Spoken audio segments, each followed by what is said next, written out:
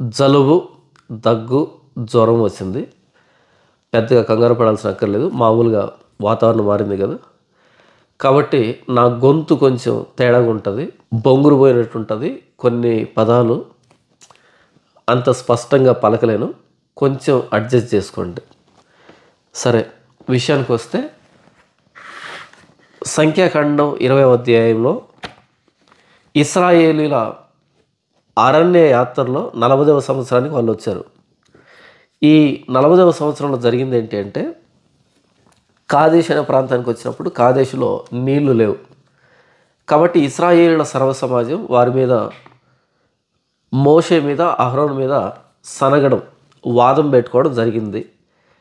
అప్పుడు వాళ్ళు వెళ్ళి దేవుని సన్నిధిలో సాగిలపడి, ప్రభువా ఈ సర్వ సమాజానికి నీళ్లు కావాలి అని మోషే, అహరోనులు దేవుని సన్నిధిలో సాగిలపడ్డం. అప్పుడు దేవుడు మోషేకు ఒక రాతిని చూపించి ఇశ్రాయేలుల సర్వ సమాజాన్ని పోగు చేసి వారందరి కన్నుల ఎదుట నీవు నీ కర్ర పట్టుకొని ఆ రాతి దగ్గరికి వెళ్ళి ఆ రాతితో మాటలాడు అన్నాడు దేవుడు. అయితే మోషే ఇశ్రాయేలు సర్వ సమాజాన్ని పోగు చేసి, ద్రోహులారా వినుడి, మేము మీ కొరకు ఈ బండ నుండి నీళ్లు రప్పింపవలెనా అని కాని మాట పలికి ఆ బండ దగ్గరికి వెళ్ళి తన కర్రతో ఆ బండని 2 మార్లు కొట్టడం జరిగింది. ఇలా సైన్యములకు అధిపతిగా యెహోవా పరిశుద్ధతని సన్మానించలేదు మోషే, అహరోనులు ఇశ్రాయేలీల సర్వ సమాజం ఎదుట. బండతో మాట్లాడమంటే మనుషులతో మాట్లాడాడు, బండతో మాట్లాడమంటే బండను కొట్టాడు.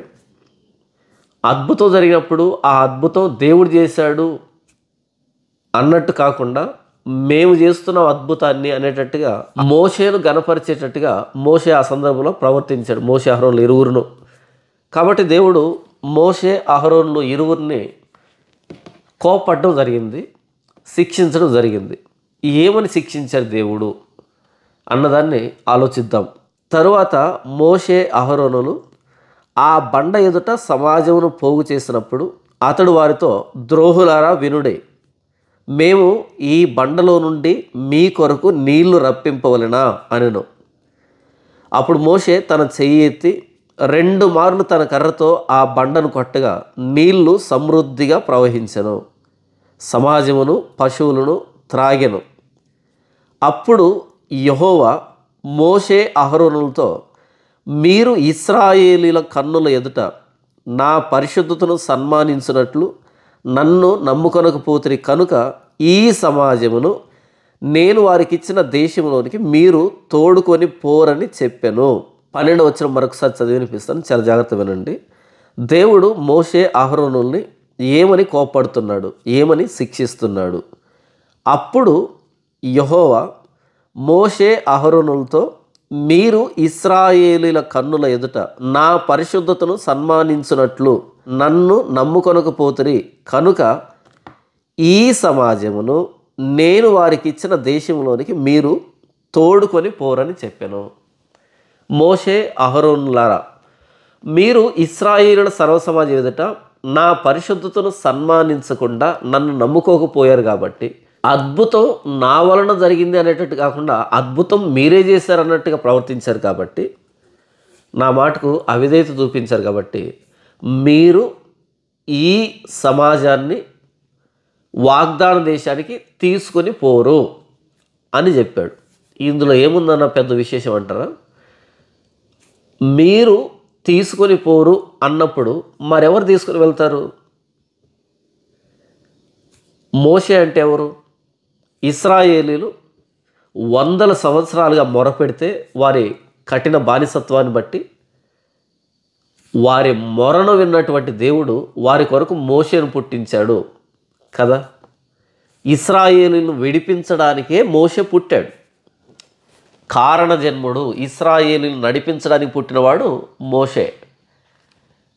ఆయన 40 సంవత్సరాలప్పుడు ఒక ఐగుప్తీయుడు హెబ్రీని కొడుతూ ఉన్నప్పుడు భరించలేక ఆ ఐగుప్తీని కొట్టి పాతిపెట్టేశాడు కదా.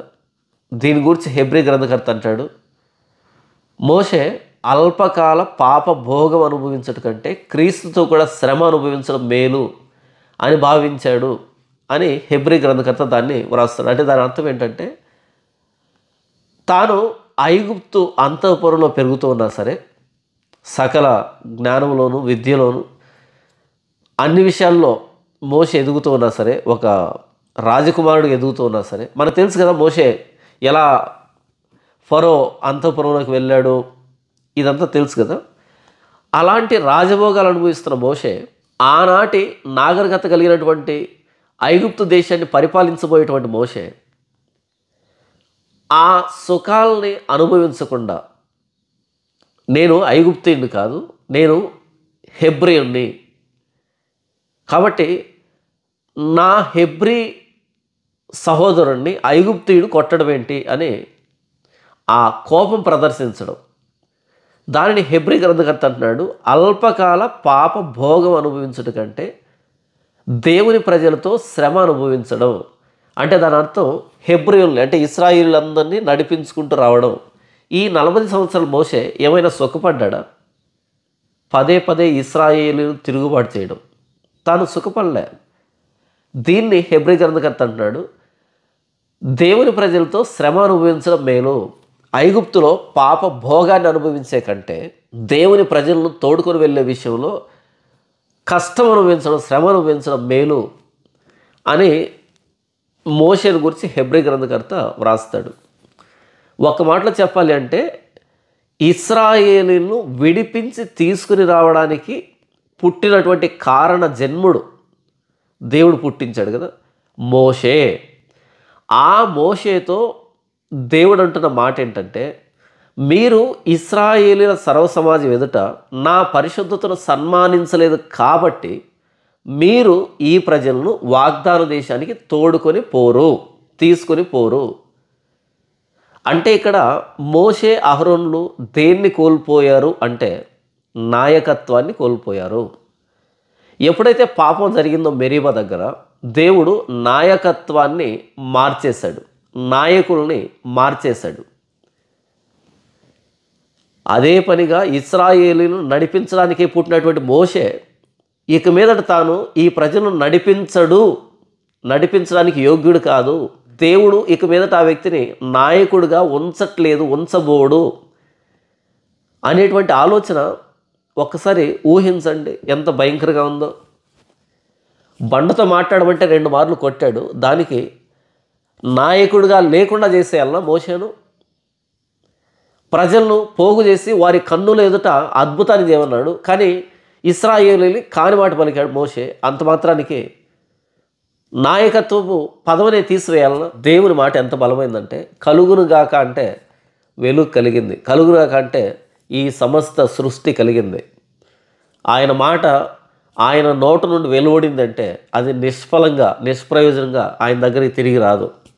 ఎలాగైతే వర్షం భూమి మీద పడి విత్తేవానికి విత్తనాన్ని, భుజించేవానికి ఆహారాన్ని దయచేస్తుందో, తన కార్యాన్ని సఫలం చేస్తుందో, అలా దేవుని మాట సెలవిచ్చినప్పుడు ఎన్ని అద్భుతాలు జరుగుతాయో, ఆ దేవుని మాటను అతిక్రమించినప్పుడు కూడా అంతే స్థాయిలో విధ్వంసాలు, దారుణాలు, ప్రమాదాలు కూడా జరుగుతాయి. మోషేతో దేవుడు అన్నాడు ఆ బండతో మాట్లాడని. మోషే వెళ్ళి ఆ బండను కొట్టాడు. మరి దేవుని మాట అతిక్రమించబడింది కదా, దేవుని పరిశుద్ధత అవమానించబడింది కదా, అలాంటప్పుడు పర్యవసానాలు కూడా అదే స్థాయిలో ఉంటాయి కదా ఖచ్చితంగా. కాబట్టి మోషేను అహరోనును నాయకులుగా లేకుండా చేసేసాడు. నాయకత్వం మారింది మెరీబా దగ్గర, నాయకత్వం మారిపోయింది మెరీబా దగ్గర. మరైతే మెరీబా దగ్గర నుంచి మోయాబు వరకు, యోర్దాను ఇటువైపు ఒడ్డు వరకు మోషేనే కదా నడిపించాడు అని అంటారేమో. నిజమే, వెంటనే వ్యక్తిని మార్చలే. ఆ రోజుతో మోషేకు కూడా అర్థమైపోయింది, నేను నాయకుడిని కాదు, తాత్కాలికంగా నన్ను దేవుడు వాడుకున్నాడు తప్ప దేవుడు ఇంకో నాయకుడిని సిద్ధపరుస్తున్నాడు, ఇంకో నాయకుడిని దేవుడు ఏర్పాటు చేస్తున్నాడు అనేది అర్థమైపోయింది మోషేకు.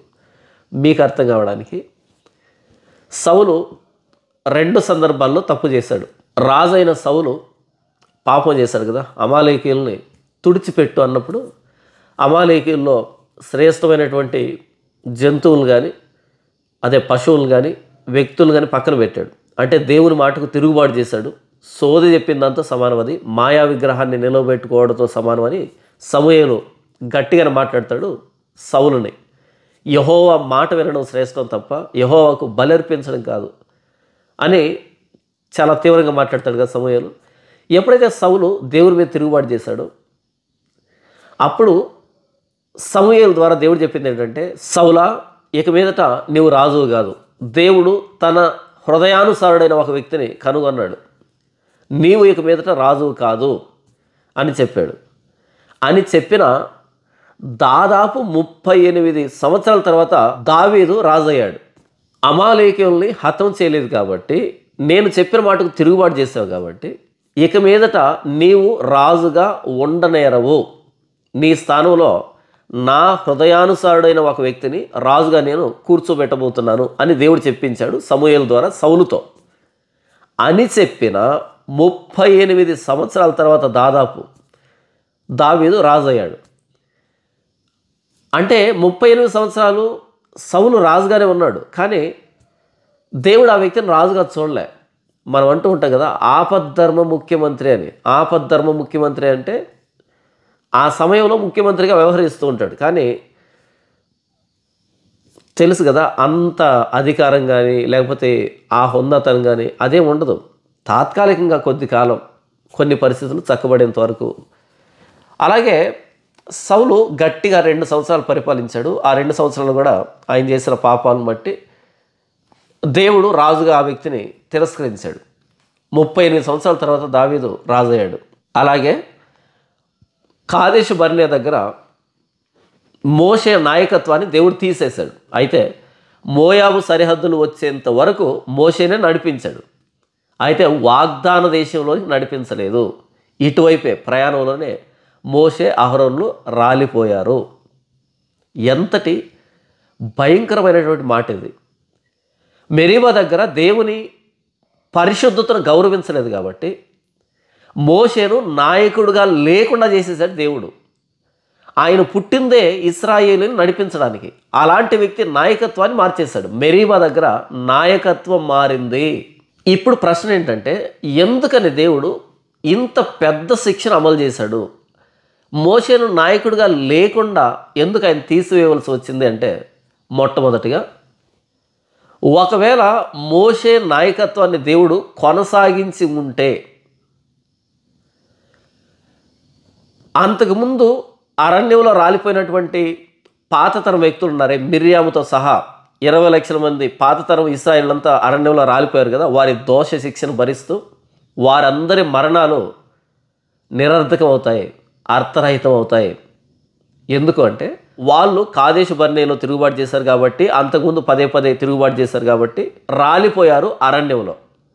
ఇప్పుడు మోషే కూడా కాదేశులో దేవుని మీద తిరుగుబాటు చేయడం ద్వారా వీళ్ళలో ఒకని వంటి వాడిగా అయ్యాడు కదా, వీళ్ళ లాంటి వాడే అయ్యాడు కదా. అలాంటప్పుడు ఈ 20 లక్షల మందిని చంపేసి మోషేను మాత్రం బ్రతికించి అటువైపు తీసుకుని వెళ్తే వాగ్దాన దేశానికి, ఈ 40 సంవత్సరాల్లో చనిపోయిన వారి మరణాలకు ఏమైనా అర్థం ఉందా? రెండవదిగా కాదేశు బర్నేలో తిరుగుబాటు చేసినప్పుడు ఇశ్రాయేలు సమాజం 40 సంవత్సరాల ప్రయాణాన్ని నిర్ణయించాడు. కొద్ది రోజుల్లో వెళ్ళవలసినటువంటి ప్రయాణం కాస్త 40 సంవత్సరాల ప్రయాణంగా మారింది. ఎందుకని? దేవుని పరిశుద్ధతను వాళ్ళు సన్మానించలేదు కాబట్టి, దేవుని ఆలోచన ప్రకారం వాళ్ళు నడవలేదు కాబట్టి కొద్ది రోజుల ప్రయాణాన్ని 40 సంవత్సరాలుగా మార్చాడు కదా. ఈ 40 సంవత్సరాలుగా వీళ్ళు ప్రయాణం చేస్తూ 40వ సంవత్సరం కాదేశుకు వచ్చినప్పుడు అక్కడ మోషే తిరుగుబాటు చేశాడు. ఇక్కడ మోషే నాయకత్వాన్ని మార్చకపోయి ఉంటే దేవుడు ఈ 40 సంవత్సరాల ప్రయాణమే అనవసరం అవుతుంది. ఈ 40 సంవత్సరాల ప్రయాణమే అర్థరహితంగా మారుతుంది. దేవుడు వాగ్దాన దేశాన్ని ఎవరికి ఇస్తారు అని చెప్పాడు అంటే, మీరు అభివృద్ధి నొంది యెహోవా మీ పితరులతో ప్రమాణం చేసిన దేశమునకు పోయి దాన్ని స్వాధీనపరుచుకున్నట్లు నేడు నేను నీకు ఆజ్ఞాపించిన ఆజ్ఞలన్నిటినీ అనుసరించి నడుచుకొనవలెను. మరొకసారి, మీరు బ్రతికి అభివృద్ధి నొంది యెహోవా మీ పితరులతో ప్రమాణం చేసిన దేశమునకు పోయి దాన్ని స్వాధీనపరుచుకున్నట్లు నేడు నేను నీకు ఆజ్ఞాపించిన ఆజ్ఞలన్నిటినీ అనుసరించి నడుచుకొనవలెను. ఏమన్నాడు దేవుడు? నేడు నేను నీకు ఏ ఆజ్ఞలు అయితే ఇచ్చానో వాటిని అన్నిటినీ అనుసరించి నడుచుకోవాలి, అప్పుడు మిమ్మల్ని నేను వాగ్దాన దేశాన్ని తీసుకుని వస్తాను అని దేవుడు చెప్పాడు కదా. ఆ అధ్యాయం అంతా అదే ఉంటుంది. ఒకవేళ దేవుడు మెరీబా దగ్గర మోషే తిరుగుబాటు చేసినప్పుడు మోషేను మిరియామును శిక్షించాడు కదా. తండ్రి తన కుమార్తె మీద ఉమ్ము వేసినట్టుగా ఆ కుష్ఠరోగంతో 7 దినాలు శిక్షించి తర్వాత మరలా ప్రయాణంలో కలిపాడు కదా. అలాంటి శిక్ష ఏదైనా విధించి ఉంటే కనుక ఇక్కడ దేవుడు చెప్తున్నాడే, మీరు నేను ఇచ్చినటువంటి ఆజ్ఞలను పాటించాలి, అప్పుడు మీరు బ్రతికి అభివృద్ధి నుండి వాగ్దాన దేశాన్ని స్వతంత్రించుకుంటారనేటువంటి మాట నిరర్థకం అయిపోతుంది. వాగ్దాన దేశానికి ఎవరు రావాలి అంటే దేవుని మాటల్ని తూచా తప్పకుండా పాటించే వాళ్ళే రావాలి.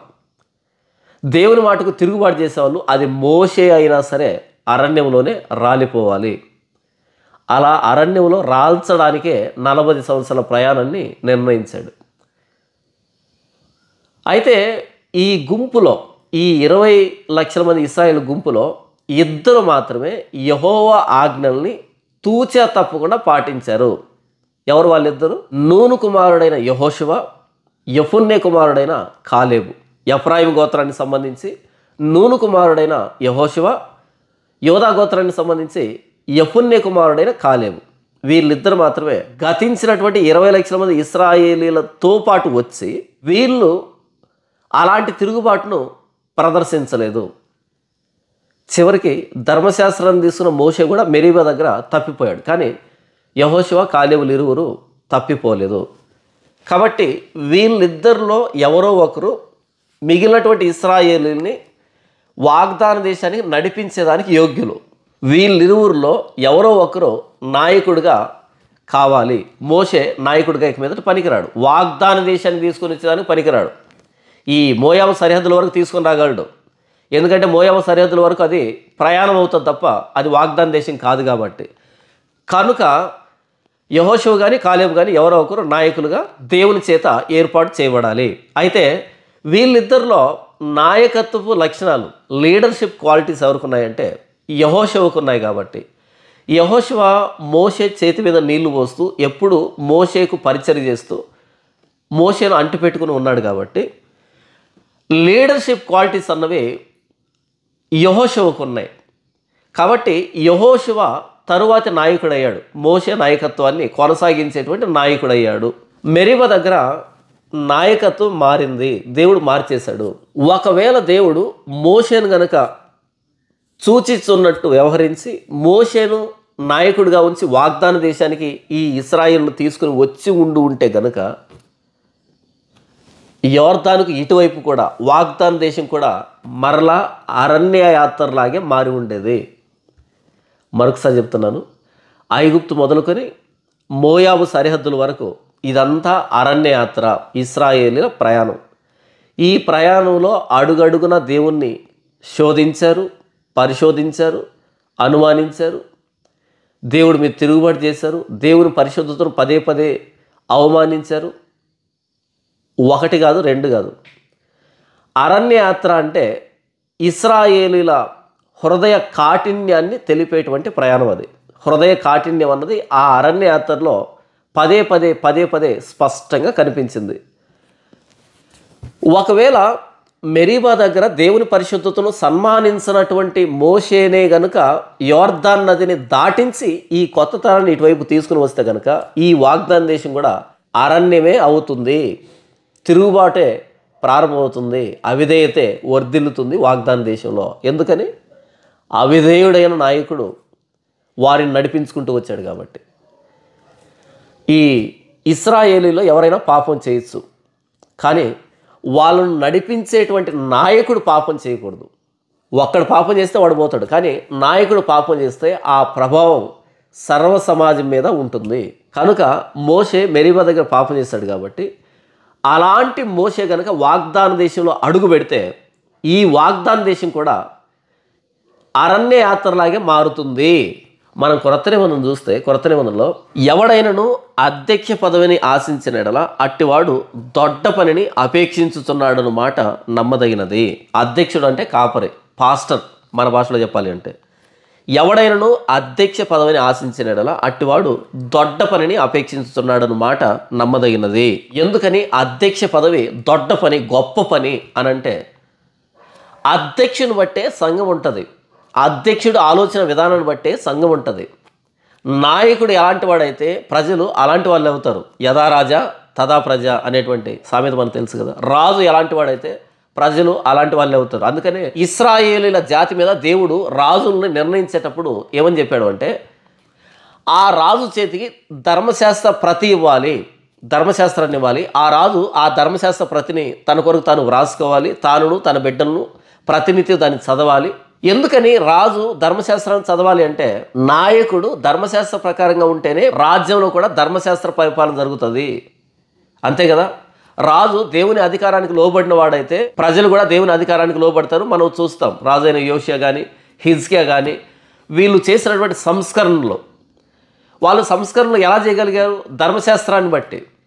ఒకవేళ ధర్మశాస్త్రం లేకపోయి ఉంటే సంస్కరణలు సాధ్యమయ్యేటివి కాదు కదా. ధర్మశాస్త్రం లేనటువంటి మనిషే ఎలా పరిపాలించాడు యూదా దేశాన్ని? ధర్మశాస్త్రం లేనటువంటి ఉత్తర ఇశ్రాయేలు రాజ్యాన్ని ఆ యెరోబోము మొదలుకొని చివరి వాడైనటువంటి హోషే వరకు ఎలా పరిపాలించారు, ఎంత దారుణంగా పరిపాలించారు. అలా వాళ్ళు 722లో అష్షూరు వారిని చెర తీసుకుని పోయింది కదా.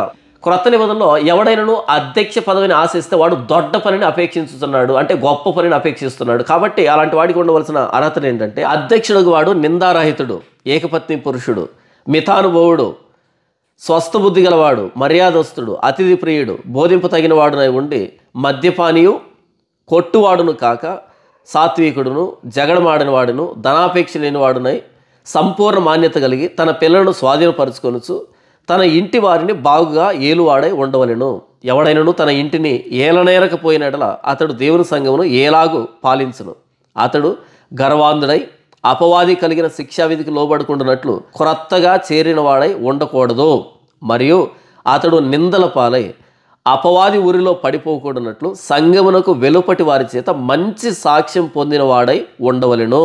విన్నారు కదా, క్రొత్త నిబంధన సంఘం మీద అధ్యక్షుడిగా ఉండాలి అంటే ఎన్ని అర్హతలు కోరుకుందా కదా. దురదృష్టం ఏంటంటే ఈరోజు ఇందులో ఏ అర్హత లేని వాళ్ళు కూడా ఈరోజు సేవకులు అయిపోతున్నారు. ఎందుకు అంటే, మమ్మల్ని దేవుడు పిలిచాడు, మాకు ప్రేరేపణ వచ్చింది, మాకు దర్శనం వచ్చింది అనేటట్టుగా సంఘంలో సంచేసుకుని బయలుదేరుతున్నారు. అలా ఈరోజు అధ్యక్షుడికి ఉండవలసిన అర్హతలు లేని వాళ్ళంతా సేవకులు అయినటువంటి పాపానికి, వాళ్ళను సేవకులు అని వారిని పోషిస్తున్నటువంటి సంఘం యొక్క పాపానికి ప్రతిఫలంగా క్రైస్తవ్యం అన్నది కుక్కలు చింపిన విస్తరణ తయారైంది. ఎవడి ఇష్టం వాడిది, ఎవడి బోధ వాడిది, ఎవడి పరిచర్య వాడిది. దేవుడు నన్ను పిలిచాడు, నేను సేవకు వచ్చేసాను. అలా ఎలా పిలుస్తాడు? తన పరిశుద్ధ లేఖనాల్లో అధ్యక్షుడిగా ఉండవలసిన అర్హతలు ఇవి అని ఇన్ని అర్హతలు వ్రాయించిన దేవుడు మరలా ఇందులో ఏ అర్హత లేని వాడిని ఎలా పిలుస్తాడు? పిలవడు కదా. మెరీబా దగ్గర మోషే తప్పు చేస్తేనే మోషే నాయకత్వాన్ని తీసేసిన దేవుడు తాను అధ్యక్షుడికి ఉండవలసిన అర్హతలు వ్రాయించిన తర్వాత అందులో ఏ ఒక్క అర్హత లోపించినా సరే మరలా దేవుడు పిలుస్తాడు అలాంటి వ్యక్తిని సేవకు. కానీ ఈరోజు వచ్చేస్తున్నాడు సంఖ్యలో సంచేసుకుని నన్ను దేవుడు పిలిచాడని. తప్పేమీ లేదు. వాక్యాన్ని గౌరవించినటువంటి సమాజము, వాక్యాన్ని గౌరవించినటువంటి బోధకులు సరిపోయారు. నేనేం చెప్తున్నాను అంటే, మెరీబా దగ్గర పాపం జరిగినప్పుడు మోషే నాయకత్వాన్ని దేవుడు మార్చేశాడు. కొత్త నిబంధన ఏం కోరిందంటే, నాయకుడికి ఈ అర్హతలు ఉండాలి. ఎందుకంటే నాయకుడిని బట్టే సంఘం ఉంటుంది. నాయకుడు చెడిపోతే కనుక సంఘం కూడా చెడిపోతుంది. ఎప్పుడైతే మోషే అవిధేయత చూపించాడో, ఆ అవిధేయత అందరికీ స్పష్టమైందో, ఇక మీదట మోషే వాగ్దాన దేశంలో అడుగు పెడితే వాగ్దాన దేశం కూడా అరణ్య యాత్ర అవుతుంది. ఎందుకంటే అందరూ అవిధేయులే కాబట్టి. మనం సమూయేలు గ్రంథం చూస్తే ఏలీ యాజకత్వం అన్నది విఫలమైంది. ఏలీ యాజకత్వం విఫలమైపోయింది. దేవుని గౌరవించాల ఏలీ తనను తన కుమారుల్ని క్రొవబెట్టుకునేటువంటి ప్రయత్నం చేస్తున్నాడు. యెహోవా ఆ ప్రత్యక్ష గుడారం విషయంలో పాపం జరుగుతుంది కదా. కనుక ఏలీ యాజకత్వాన్ని పక్కన పెట్టి సమూయేలును తీసుకుని వచ్చాడు దేవుడు. ఏలీ నాయకత్వాన్ని పక్కన పెట్టి సమూయేలును తీసుకుని వచ్చాడు. సమూయేలుని ప్రవక్తగాను, యాజకుడిగాను, న్యాయాధిపతిగాను, అలా సమూయేలు నాయకత్వాన్ని తీసుకుని వచ్చాడు. క్రొత్త నిబంధనలో ప్రభువైన యేసుక్రీస్తు వారి మరణ సమాధి పునరుద్ధానం ప్రకటించేటువంటి అపోస్తుల జాబితాలో ఇస్కరియోతు యూదా కూడా ఉన్నాడు. అయితే ఇస్కరియోతు యూదా ప్రభువైన యేసుక్రీస్తు వారిని అప్పగించి ఉరి పెట్టుకొని చనిపోయాడు. కాబట్టి ఇస్కరియోతు యూదా ఆ స్థానం కోసమని బర్సబ్బా అనే వ్యక్తిని, మత్తతియ అనే వ్యక్తిని నిలవబెట్టి ప్రార్థన చేశారు కదా అపోస్తులు. అలా మత్తతియ యోధా స్థానాన్ని సంపాదించుకున్నాడు కదా. అలా మెరీబా దగ్గర మోషే నాయకత్వాన్ని దేవుడు ఇంకో వ్యక్తికి అప్పగిస్తున్నాడు. మోషే, ఇక మీదట నువ్వు వాగ్దాన దేశంలో ప్రవేశించవు, ఎందుకంటే నువ్వు నన్ను సన్మానించలేదు. ఎంతటి నష్టం కదా, ఎంతటి నష్టం కదా. ఇశ్రాయేలును నడిపించడానికి పుట్టిన మోషే వారిని నడిపించే అవకాశాన్ని కోల్పోయాడు. పాపం అనేది చిన్నగా కనపడుతుంది, కానీ పాపానికి వచ్చే పర్యవసానాలు చాలా పెద్దవి. మోషే నాయకత్వాన్ని కోల్పోయాడు మెరీబా దగ్గర. దేవుడు లేవీ కాండంలో బలి వ్యవస్థ ఎవడైనా పాపం చేసినప్పుడు ఆ పాపానికి ప్రాయశ్చిత్తం ఎలా జరగాలి అంటే, పశువుని తీసుకుని వచ్చి ఆ పశువుని ఎలా వధించాలి, ఎలాంటి కార్యక్రమాలు చేయాలి, ఇదంతా మనం లేవీ కాండంలో చాలా స్పష్టంగా చూసుకున్నాం. అయితే ఆ జంతు బలులు మానవుణ్ణి సంపూర్ణంగా మార్చలేకపోయాయి, మానవుని పాపాన్ని సంపూర్ణంగా తీసివేయలేకపోయాయి. పాత నిబంధన అన్నది సంపూర్ణ సిద్ధి కలుగు చేయలేకపోయింది, నీతిమంతులుగా చేయలేకపోయింది ఇశ్రాయేలు జాతిని, ఆనాటి ప్రపంచాన్ని. కాబట్టి దేవుడు లేవీ కాండంలో ఇచ్చినటువంటి బలి వ్యవస్థ కాకుండా ప్రభువైన యేసుక్రీస్తు అనే లోకాన్ని పంపించి ఆయనను బలి పశువుగా మార్చాడు. బాప్తిస్మ ఇచ్చే యోహాను అంటాడు కదా, ఇదిగో లోక పాపములను మోసుకొని పోవు దేవుని గొర్రె పిల్ల. లేవీ కాండంలో పేర్కొనబడినటువంటి పశువులు కానీ ఆ విధి విధానాలు కానీ ఇశ్రాయేలీయుల్ని సంపూర్ణంగా మార్చలేకపోయాయి. కాబట్టి ఇప్పుడు పరలోకం నుండి దేవుని గొర్రెపిల్లగా ప్రభువైన యేసుక్రీస్తు వారు రావాల్సి వచ్చింది. ఈ లేవీ కాండానికి ప్రత్యామ్నాయం కావాల్సి వచ్చింది. ఎలాగైతే మెరీబా దగ్గర మోషే తిరుగుబాటు చేసినప్పుడు మోషే నాయకత్వాన్ని యెహోషువ నాయకత్వంతో ప్రత్యామ్నాయం చేశాడో, అలా లేవీ కాండంలో ఆ జంతు బలులు లేదా ధర్మశాస్త్ర విధి విధానాలు ఇశ్రాయేలీల్లో సంపూర్ణ సిద్ధి కలుగు చేయలేకపోయాయో, ఆ ధర్మశాస్త్రం స్థానంలో ప్రభువైన యేసుక్రీస్తు వారిని ప్రత్యామ్నాయంగా దేవుడు తీసుకుని రావాల్సి వచ్చింది. ఇదిగో లోక పాపములు మోసుకుని పోవు దేవుని గొర్రె పిల్ల అనే పాత నిబంధన అన్నది సీనాయి పర్వతం మీద దేవుడు ఆ రాతి పలక మీద తన చేతి వ్రాసి ఇచ్చాడు కదా మోషేకు 10 ఆజ్ఞలు. కానీ తర్వాత దేవుడు చెబుతుంటే మోషే ఆ చర్మం కాగితాల మీద వ్రాసాడు కదా, చర్మం చుట్టల మీద వ్రాసాడు కదా. అలా దేవుని చేతితో వ్రాయబడినటువంటి, మోషే చేతితో వ్రాయబడినటువంటి ఆ పాత నిబంధన అన్నది ఇశ్రాయేలీల్లో మార్పు తీసుకొని రాలేకపోయింది. కాబట్టి ఇశ్రాయేలీని నీతిమంతులుగా తీసుకొని రాలేకపోయింది. కాబట్టి అంతకంతకు పాపాత్ములుగా వారిని నిరూపించింది. కాబట్టి ఎన్ని ఆజ్ఞలు ఎక్కువైతే అన్ని పాపాలు బయటపడుతున్నాయి, అన్ని విషయాల్లో ఇశ్రాయేలీలు పాపాత్ములుగా తీర్చబడుతున్నారు. ఆజ్ఞలు ఎక్కువయ్యే కొద్దీ పాపాలు ఎక్కువైపోతున్నాయి. కాబట్టి ఆ అక్షరాన్ని ప్రత్యామ్నాయం చేస్తూ ఆత్మ సంబంధమైన పరిచర్య ప్రభువైన యేసుక్రీస్తు వారు ఈ లోకానికి రావాల్సి వచ్చింది. అక్షరం చంపుతుంది కానీ ఆత్మ జీవింపజేస్తుంది. దీని అర్థం ఏంటంటే, సీనాయి పర్వతం మీద దేవుడు తన చేతితో వ్రాసాడు ధర్మశాస్త్ర పలకల మీద 10 ఆజ్ఞల్ని. అయితే ప్రభువైన యేసుక్రీస్తు వారు శిలువలో ప్రాణం పెట్టడం ద్వారా, ఆయన తిరిగి లేవడం ద్వారా, పరిశుద్ధాత్మ దేవుని అనుగ్రహించడం ద్వారా పరిశుద్ధాత్మ దేవుడు మన హృదయం అనే పలకల మీద దేవుని ధర్మశాస్త్రాన్ని వ్రాసాడు. అక్షరం ఆత్మ చేత ప్రత్యామ్నాయం చేయబడింది. ఎలాగైతే మెరీబా దగ్గర మోషే నాయకత్వం అన్నది యెహోషువ నాయకత్వంతో ప్రత్యామ్నాయం చేయబడిందో, అలా అక్షరం స్థానంలో ఆత్మ వచ్చింది. పాత నిబంధన బలి పశువుల స్థానంలోనికి పరలోకపు దేవుని గొర్రెపిల్ల ప్రత్యామ్నాయంగా మారింది. పాత నిబంధనలో బలిపీఠం ఉంటే, క్రొత్త నిబంధనలో యేసుప్రభు శిలువ దాన్ని ప్రత్యామ్నాయం చేసింది. లోకంలో మనం చూస్తే ఆయా ధర్మాల్ని, ఆయా మతాల్ని స్థాపించినటువంటి మూల పురుషులు ఉంటారు కదా, వారి జీవితాలు మనం తొంగి చూస్తే వారి జీవితంలో ఎన్నో లోపాలు. మెరీబా దగ్గర మోషే ఒక్కసారి పొరపాటు చేసిన దానికే నాయకత్వాన్ని దేవుడు మార్చివేశాడు. ఇలాంటి అవిధేయకరమైనటువంటి నాయకుడు నా ప్రజలు వాగ్దాన దేశంలోకి నడిపించకూడదు అని నాయకత్వాన్ని పూర్తిగా మార్చేశాడు కదా. ఒక్క అవిధేయత కనిపించినా సరే దేవుడు వదిలిపెట్టలేదు కదా. కానీ మనం ప్రపంచ మతాలు కానీ ప్రపంచ ఆయా ధర్మాలని స్థాపించినటువంటి ఆ మూల పురుషులుగా మనం చూసినప్పుడు వారి జీవితంలో ఎన్ని లోపాలు, ఎన్ని పాపాలు, ఎన్ని అవిధేయకరమైనటువంటి కార్యక్రమాలు, కేవలం నరమాత్రులై ఉంటారు వాళ్ళు. మోషే తిరుగుబాటు చేస్తే వాగ్దాన దేశంలో అడుగుపెట్టనివ్వల దేవుడు. మరి అసలు దేవుడు అంటే ఎవరో తెలియకుండా, దేవుని పరిశుద్ధత అంటే ఏంటో తెలియకుండా, అసలు దేవునితో సంబంధం లేకుండానే అనేకమైన మతాలు ఉన్నాయి. వాటిని నాస్తిక మతాలు అంటారు. నాస్తిక మతాలు ఉన్నాయి. కొంతమందికి దేవుడు తెలిసినా సరే ఆ దేవుడు లక్షణాలు ఏంటో తెలియదు. ఇలా అనేకమైన మతాలు ఉన్నాయి కదా. ఆ మతాల్ని స్థాపించిన వాళ్ళు అనేకమైన లోపాలు కలిగిన వాళ్ళు. కానీ మోషే ఒక్కసారి పొరపాటు చేసిన వాగ్దాన దేశంలోకి రానివ్వలే. వాగ్దాన దేశం అంటే పరలోకం కాదు, భూమి. దేవుడు కంచె ఏర్పాటు చేసిన ఆ భూమిలోనికి మోషేని రానివ్వలే.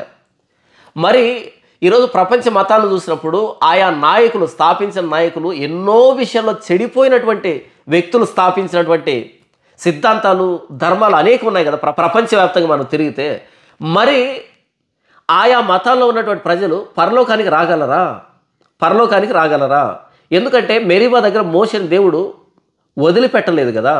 మరి అసలు దేవుడే తెలియకుండా దేవుణ్ణి ముఖాముఖిగా చూస్తూ దేవునితో సహవాసం చేస్తూ ప్రత్యేకంగా పుట్టించమన్నటువంటి మోషే ఒక్కసారి పొరపాటు చేస్తేనే దేవుడు వదిలిపెట్టకపోతే, అసలు దేవుడెవరో తెలియకుండా, ఆయన గుణగణాలేంటో తెలియకుండా దేవుణ్ణి ఊహల్లో ఊహించేసుకొని ఎవరికి నచ్చిన రూపాన్ని వాళ్ళు కళ్ళెదుట తయారు చేసుకొని, ఎవరికి నచ్చిన నీతిని, ఎవరికి నచ్చినటువంటి మంచిని వాళ్ళు ఆపాదించేసుకొని, ఎవరికి నచ్చినటువంటి పద్ధతులు వాళ్ళు ప్రవేశపెట్టుకొని అలా చస్తే గనుక, అలాంటి నాయకత్వంలో ప్రజలు ఆ నాయకుడు అలా చస్తే గనుక నిజంగా దేవుని దగ్గరికి రాగలరా? వెళ్ళగలరా? మోషేనే వాగ్దాన దేశానికి వెళ్ళలేకపోయాడే. మరి ఈరోజు ప్రపంచ మతాల పరిస్థితి ఏంటి? సాక్షాత్తు సృష్టికర్త అయిన దేవుడు సీనాయి పర్వతం దగ్గర తన్ను తాను బయలుపరుచుకుంది ఎవరికి రా అంటే ఇశ్రాయేలీయులకి. అంటే ఈ ప్రపంచంలో ఉన్నటువంటి ఏకైక దేవుని చేత స్థాపించబడినటువంటి మతం ఏంట్రా అంటే యూదా మతం. క్షమించండి, మతం అని పిలవాల్సి వస్తుంది, ఎందుకంటే దాన్ని అలాగే పిలుస్తున్నారు కాబట్టి అందరూ. కాబట్టి నేను కూడా దాన్ని మతం అని సంబోధిస్తున్నాను. వాస్తవానికి యూదా మతం అనేది మతం కాదు, అది సాక్షాత్తు సృష్టికర్త అయిన దేవుడు. సృష్టికర్త అయిన దేవుడు అంటే మానవుల చేత తయారు చేయబడిన ఆయన కాదు. ఈ ఆకాశ మహాకాశాలని, ఈ సర్వసృష్టిని, ఈ మానవ కోటిని తన స్వహస్తాలతో నిర్మించిన దేవుడు, తన నోటి మాటతో కలుగు చేసిన దేవుడు. ఆ దేవుడు తన్ను తాను స్వయంగా బయలుపరుచుకొని తన ఆజ్ఞలను, కట్టలను, విధులను, పద్ధతుల్ని ఇచ్చినటువంటి మతం ఏదైనా ఉంది ఈ ప్రపంచంలో అంటే అది యూదా మతమే. అది యూదా మతమే. దేవుని దగ్గరికి వెళ్ళాలంటే దేవుడు ఏంటి అన్నది మనకు తెలియాలి కదా. దేవుడు ఏంటి అని మనకి ఎలా తెలుస్తుంది? ఆయనకై ఆయనే బయలుపరుచుకుంటే తెలుస్తుంది. అది సీనాయి దగ్గర జరిగింది. ఇశ్రాయేలు చరిత్రలో మనం చూస్తే పదే పదే తానెవరో దేవుడు బయలుపరుచుకున్నాడు, తను బయలుపరుచుకున్నాడు. కానీ ఈరోజు లోపభూయిష్టమైనటువంటి మనుషుల చేత ప్రవేశపెట్టబడినటువంటి అనేకమైన సిద్ధాంతాలు, వాటిని గుడ్డిగా నమ్ముతున్నటువంటి ప్రజలు, ఎంత బాధ అనిపిస్తుందో.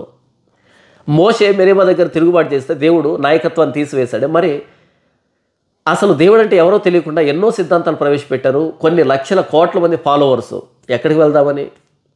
పరలోకం వెళ్దామనేనా? కాదు. అయితే నీవు నేను ధన్యులమే, క్రైస్తవులమైన మనం ధన్యులమే. ఎందుకంటే ప్రభువైన యేసుక్రీస్తు వారు ఇశ్రాయేలు సర్వసమాజం ఎదుట నిలవబడి నాలో పాపం ఉన్నదని మీలో ఎవడైనా స్థాపించగలడా అని సవాల్ చేశాడు. నాలో పాపం ఉన్నదని మీలో ఎవడైనా స్థాపించగలడా?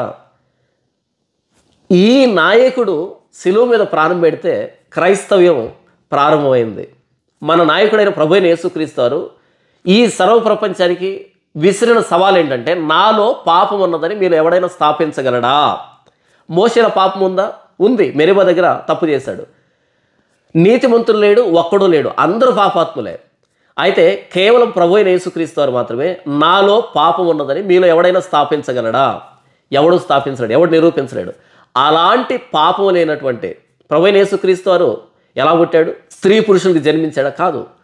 పరిశుద్ధాత్మ దేవుని ప్రేరేపణతో పుట్టాడు. కాబట్టి పుట్టబోయే బిడ్డ పరిశుద్ధుడని దేవుని కుమారుడని ఎంచబడును. అంతవరకు పుట్టినటువంటి పిల్లలందరూ కూడా పాపభూయిష్టమైనటువంటి తల్లిదండ్రులు పుట్టారు, పాపులుగానే పుట్టారు. జన్మ పాపం అంటాం కదా. కానీ ప్రభువైన యేసుక్రీస్తు వారి విషయంలో రాయబడిన మాట ఏంటంటే పరిశుద్ధాత్మ దేవుడు నిన్ను కమ్ముకుంటాడు ఒక మేఘం ఆవరించినట్టుగా. కాబట్టి పుట్టబోయే బిడ్డ పరిశుద్ధుడై, అంతకుముందు బిడ్డలంతా పాపాత్ములై, జన్మతః పాపులు. అయితే ప్రభువైన యేసుక్రీస్తు వారి విషయంలో పుట్టబోయే బిడ్డ పరిశుద్ధుడై దేవుని కుమారుడు అనబడతాడు. ఆయన పుట్టుకలో పాపం లేదు, పరిశుద్ధత. ఆయన జీవితంలో నాలో పాపం ఉన్నదని మీలో ఎవడైనా స్థాపించగలడా అని సవాలు విసిరాడు. ఏ పాపం లేదు ప్రభువైన యేసుక్రీస్తు వారిలో. అలా ఏ పాపము లేని ఆయనను మన కోసం పాపంగా చేశాడు దేవుడు. ఎంత అద్భుతమైనటువంటి నాయకత్వంలో మనం ఉన్నాం కదా క్రైస్తవులంగా. నిజంగా మన అతిశయం, మన గర్వం ఏంటంటే ఈ ప్రపంచంలో ఉన్నటువంటి మిగిలినటువంటి ధర్మాలన్నీ పాపభూయిష్టమైన, లోపభూయిష్టమైనటువంటి వ్యక్తుల చేత స్థాపించబడ్డాయి. కానీ దేవుని చేత నేరుగా ఆజ్ఞలు విధించబడినటువంటి మతం ఏంటంటే యూదా మతం. ఆ యూదా మతాన్ని నడిపించుకుంటూ వచ్చినటువంటి తిరుగులేని నాయకుడైనటువంటి మోషే కూడా మెరీబా దగ్గర చెడిపోయాడు. అయితే ప్రభువైన యేసుక్రీస్తు వారు నాలో పాపం ఉన్నదని మీరు ఎవడైనా స్థాపించగలడా అన్నటువంటి, పుట్టుకలో పాపం లేనటువంటి, ఆయన ప్రవర్తనలో పాపం లేనటువంటి, చివరికి పాపుల కోసం సిలువలో పాపంగా చేయబడినటువంటి ఆ నాయకుని నాయకత్వంలోనికి ఈరోజు నేను వచ్చానంటే, నీవు వచ్చావంటే, క్రైస్తవులుగా మారామంటే మన గర్వం, మన అతిశయం ఎంత ఉన్నతంగా ఉండాలన్నది మీకు అర్థమవుతుందా? మెరీబా దగ్గర మోషే తిరుగుబాటు చేస్తే నాయకత్వాన్ని దేవుడు మార్చేశాడు. ఒకప్పుడు నేను అనేక మంది నాయకత్వాల్లో నడిచాను, గుడ్డిగా, అమాయకంగా, మూర్ఖంగా. వారు చెప్పినటువంటి నియమాలనే, వారు చెప్పినటువంటి నీతి సూక్తుల్ని, వారు చెప్పినటువంటి పద్ధతుల్ని పాటిస్తూ నేను భక్తిపరుణ్ణి అనే భ్రమలో బ్రతికాను. అయితే దేవుని మహాకృప వలన ఆ లోపభూయిష్టమైనటువంటి నాయకత్వం నుంచి విడిపించబడి, నాలో పాపం ఉన్నదని మీరు ఎవడైనా స్థాపించగలడా అన్నటువంటి పాపం లేనటువంటి పరిశుద్ధుడైనటువంటి నా ప్రభు అయిన యేసుక్రీస్తు వారి నాయకత్వం కిందికి నేను రాగలిగాను. నన్ను దేవుడు తీసుకుని వచ్చాడు అంటే నా జీవితం ఎంత ధన్యమైంది. మీ జీవితం కూడా ప్రభు అయిన యేసుక్రీస్తు వారి నాయకత్వం కిందకి వచ్చారంటే లోపము లేనటువంటి నాయకత్వం ఇది, పాపము లేనటువంటి నాయకత్వం ఇది. అందుకే ప్రభు అయిన యేసుక్రీస్తు వారు అంటారు, నాశనానికి పోయే దారి విశాలం, బహు విశాలంగా ఉంటుంది, దాని ద్వారా పోవువారు అనేకులు, అయితే అది నాశనానికి వెళ్తుంది. జీవానికి పోయే దారి ఇరుకు, సంకుచితమైన దారి, దాని ద్వారా ప్రవేశించే వారు కొద్దిమంది, దాన్ని కనుగొనే వారే కొద్దిమంది. నేను ఈ ఇరుకు మార్గంలోకి వచ్చాను. ఏంటి ఇరుకు మార్గం అంటే పరిశుద్ధమైన మార్గం ఇది, పాపులు అపవిత్రులు పోకూడని మార్గం ఇది, ప్రభు అయిన యేసుక్రీస్తు వారి నాయకత్వం ఇది. ప్రభు అయిన యేసుక్రీస్తు వారి శిలువలో ఎందుకు ప్రాణం పెట్టాడు? పాపాత్ములైన మనల్ని క్షమించడానికి, మన పాపాలు కడగడానికి. అయితే మోషే నాయకత్వం ఏంటంటే తాను కూడా ఏ అవిధేయులను అయితే నడిపించాడో అలాంటి అవిధేయతనే కనబరిచాడు మెరీబా దగ్గర. కానీ ప్రభు అయిన యేసుక్రీస్తు వారు ఈ పాప ప్రపంచంలోకి వచ్చాడు, పాపుల మధ్య తిరిగాడు, పాపులను వెంట పెట్టుకొని తిరిగాడు, పాపులతో కలిసి తిన్నాడు, కానీ పాపము లేనివాడుగా ఉన్నాడు. ఈ నాయకత్వం కిందకి ఈరోజు నేను రాగలిగాను అంటే ఎంతటి భాగ్యం ఇది. మోషే నాయకత్వం అన్నది వాగ్దాన దేశ సరిహద్దుల వరకు అయితే, నా ప్రభు అయిన యేసుక్రీస్తు వారి నాయకత్వం నా మీద నేను పరలోకానికి చేరేంత వరకు. అంటే ప్రభు అయిన యేసుక్రీస్తు వారు మనల్ని మధ్యలో వదిలిపెట్టే రకం కాదు. మోషేలాగా, మోషే ఇశ్రాయేలు సమాజాన్ని మోయాబు సరిహద్దులో వదిలిపెట్టేశాడు. ఆయన మరణించాడు మోయాబు సరిహద్దులో. కానీ ప్రభు అయిన యేసుక్రీస్తు వారు ఆయన మరణించి సమాధి చేయబడి తిరిగి లేచాడు కాబట్టి పునరుద్ధానుడైన మన నాయకుడు మనం పరలోకం చేరేంత వరకు నడిపించడానికి సమర్థుడు. మెరీబా దగ్గర తిరుగుబాటు చేసి నాయకత్వాన్ని కోల్పోయినటువంటి మోషే పరిచారకుడు దేవుని ఇంటిలో. అయితే సిలువ మీద మన పాపాల కోసం ప్రాణం పెట్టిన అనేక సందర్భాల్లో దేవుని మీద తిరుగుబాటు చేసినటువంటి మూర్ఖులమైనటువంటి పాపాత్ములమైనటువంటి మన కోసం సిలువలో ప్రాణం పెట్టిన ప్రభు అయిన యేసుక్రీస్తు వారు దేవుని కుమారుడు. ఆ కుమారుని నాయకత్వంలోకి వచ్చాం. మెరీబా దగ్గర మోషే చేసినటువంటి తిరుగుబాటును బట్టి, ఆయన నాయకత్వాన్ని కోల్పోయిన విధానాన్ని బట్టి నేను మీతో చెప్పేది ఏంటంటే, మోషే దృష్టికి ఆ బండను కొట్టడం అన్నది చిన్న విషయం కావచ్చు. ఇశ్రాయేల్ సర్వ సమాజం దృష్టికి ఇశ్రాయేలుల్ని ద్రోహులారా అనడం మామూలు విషయం కావచ్చు. కానీ దేవుని విషయంలో అది చాలా పెద్ద పాపం. ఆయన పరిశుద్ధతను సన్మానించలేదనే ఆయన మోషే నాయకత్వాన్ని వద్దనుకున్నాడు, తీసేశాడు. కాబట్టి మనం పాపం చేస్తున్నప్పుడు అది చిన్నదిగా కనిపించవచ్చు. ఆ పాపం అన్నది మన చుట్టుపక్కల వాళ్ళకు కూడా పెద్ద పాపంగా అనిపించకపోవచ్చు. కానీ మనల్ని దేవుడు నాయకుని స్థానంలో ఉంచాడు అంటే, అధ్యక్షుడిగా ఉంచాడు అంటే మన దగ్గర నుంచి దేవుడు చాలా కోరుకుంటున్నాడు. అర్హతలు కూడా వ్రాయించాడు కదా, తిమోతి పత్రికలోను తీతు పత్రికలోను అధ్యక్షుడిగా ఉండవలసినటువంటి అర్హతలు వ్రాయించాడు కదా. నాయకుడు చెడిపోకూడదు, నాయకుడు తిరుగుబాటు చేయకూడదు. కాబట్టి ఒకవేళ మీరు ఇంకా తిరుగుబాటు చేస్తున్నారా మోషేలాగా, ఆ రోజు మోషే చేసిన తిరుగుబాటు అందరికీ తెలిసిపోయింది. కానీ మీరు చేస్తున్న తిరుగుబాటు ఎవరికి తెలియలేదా? ఇప్పుడే దేవుని ఎదుట మోకరించు, ప్రభువా క్షమించు, మోషేలాగా అనేక సందర్భాల్లో తిరుగుబాటు చేశాను, మీ పరిశుద్ధతను సన్మానించలేకపోయాను, మిమ్మల్ని నమ్ముకోలేకపోయాను, తండ్రి నన్ను క్షమించు, నన్ను మరలా సమకూర్చు అని ప్రాధేయపడండి. ఆ రోజు మోషే ప్రాధేయపడితే మరలా దేవుడు నాయకత్వాన్ని ఇవ్వలే. అనేక సందర్భాల్లో మోషే ప్రార్థన చేశాడు, ప్రభువా నేను వాగ్దాన దేశం చూస్తానని ప్రార్థన చేస్తే అక్కడ లేదు కదన్నా అంటే, అలాంటి ఉద్దేశంతో ప్రార్థన చేస్తే దేవుడు అన్నాడు, వాగ్దాన దేశంలో ప్రవేశించగానే ఆ కొండ ఎక్కి ఆ నలువైపులా చూడు, తేరి చూడు అని చెప్పాడు తప్ప వాగ్దాన దేశంలో అడుగు పెట్టనివ్వలేదు. ఎందుకంటే మోషే అవిధేయుడు కాబట్టి. అయితే ఈరోజు క్రైస్తవం మీద ఉన్నటువంటి నాయకులు, అధ్యక్షులు నరమాతృలు కాబట్టి అనేకమైన సందర్భాల్లో పొరపాట్లు దొరలొచ్చు. అయితే మోషేకి లేనటువంటి భాగ్యం మనకు ప్రభు అయిన యేసుక్రీస్తు వారిలో ఉంది. ఇప్పుడు మనం మోకరించి ప్రభువా క్షమించు, మోషే లాంటి అవిధేయకరమైన నాయకత్వం నుంచి విడిపించి నాలో పాపం ఉన్నదని మీలో ఎవడైనా స్థాపించగలడా అన్నటువంటి ఆ ప్రభు అయిన యేసుక్రీస్తు వారిని, ఆ నాయకత్వంలో ఉన్న నేను నా ప్రభు అయిన యేసుక్రీస్తు వారిలాగా నాలో పాపం లేకుండా, ఎలాంటి పొరపాటు లేకుండా, అవిధేయత లేకుండా నా మందను నడిపించడానికి నాకు సహాయం చేయండి. అపోస్తలుడైన పౌలు అంటాడు కదా, నేను క్రీస్తును పోలి నడుచుకుంటున్న ప్రకారం మీరు నన్ను పోలి నడుచుకోండి అని అన్నాడు కదా. ప్రభువా, ఇలాంటి అద్భుతమైన సాక్ష్యాన్ని నేను కలిగి ఉండుటకు సహాయం చేయండి అని మన అవిధేయతల్ని, మన అతిక్రమాలని, మనం ఏ ఏ సందర్భాల్లో దేవుని పరిశుద్ధతను అగౌరవపరుస్తున్నాం వాటన్నిటిని ఒప్పుకుందాం ప్రభు పాదాల చెంత. ప్రభు అయిన యేసుక్రీస్తు వారు ఇశ్రాయేలు సమాజంలో నిలవబడి నాలో పాపం ఉన్నదని మీరు ఎవడైనా స్థాపించగలడా అన్నటువంటి నాయకుడు మాత్రమే కాదు, తన గొర్రెల కోసం ప్రాణం పెట్టినటువంటి కాపరి, తన గొర్రెల కోసం ప్రాణం పెట్టినటువంటి కాపరి.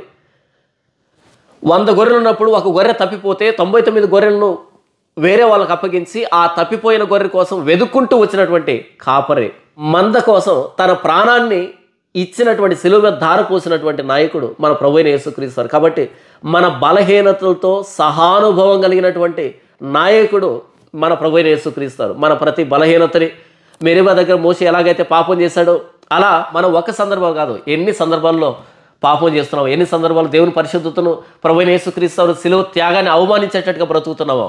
ఆ రోజు మోషేకి లేనటువంటి భాగ్యం ప్రభువైన యేసుక్రీస్తు వారు మన బలహీనతల్లో సహానుభవం లేనివాడు కాడు, కానీ మన వలే అన్ని విషయాల్లో శోధించబడ్డాడు, కానీ ఆయన పాపం లేనివాడుగా ఉన్నాడు. కాబట్టి బలహీనతలతో ఉన్నటువంటి మనల్ని బలపరచడానికి మన ప్రభువైన యేసుక్రీస్తు వారు సమర్థుడు. కాబట్టి మోషేలాగా నాయకత్వాన్ని కోల్పోకముందే, మోషేలాగా వాగ్దాన దేశాన్ని కోల్పోకముందే, మోషేలాగా శపించబడక ముందే మన ప్రభువైన యేసుక్రీస్తు వారి దగ్గరికి మోకాల మీదకి వద్దాం, పశ్చాత్తాపడదాం, ప్రభువా క్షమించని వేడదాం. ప్రభువైన యేసుక్రీస్తు వారు మనల్ని త్రోసివేయకుండా, తప్పిపోయిన కుమారుడు మరలా వచ్చినట్టుగా, చనిపోయిన కుమారుడు మరలా బ్రతికినట్టుగా ఆయన మనల్ని కౌగిలించుకొని మన మెడ మీద పడి ముద్దు పెట్టుకొని మరలా మనకి ప్రశస్తమైన వస్త్రాన్ని తొడిగించి, కాళ్ళకు చెప్పులు తొడిగి, చేతి ఉంగరాన్ని పెట్టి, తల మీద పాగా పెట్టించి, క్రొవ్విన పశువుతో విందు చేసినటువంటి ఆ తండ్రిలాగా ప్రభువైన యేసుక్రీస్తు వారి కలువరి శిలువలో ఆయన కార్చిన రక్తాన్ని బట్టి ఆయన ప్రేమను మరలా మన మీద కుమ్మరిస్తాడు. మోషే మెరీబా దగ్గర తిరుగుబాటు చేశాడు, నాయకత్వాన్ని కోల్పోయాడు, వాగ్దాన దేశంలో ప్రవేశించేటువంటి అవకాశాన్ని కోల్పోయాడు. మనకింకా అవకాశం ఉంది. మన బలహీనతలను తెలిసిన దేవుడు మన బలహీనతల్ని మన బలంగా మార్చే మన ప్రభువైన యేసుక్రీస్తు వారి పాదం చెంతకు వస్తే మన పూర్వ వైభవం మనకు మరలా దక్కుతుంది.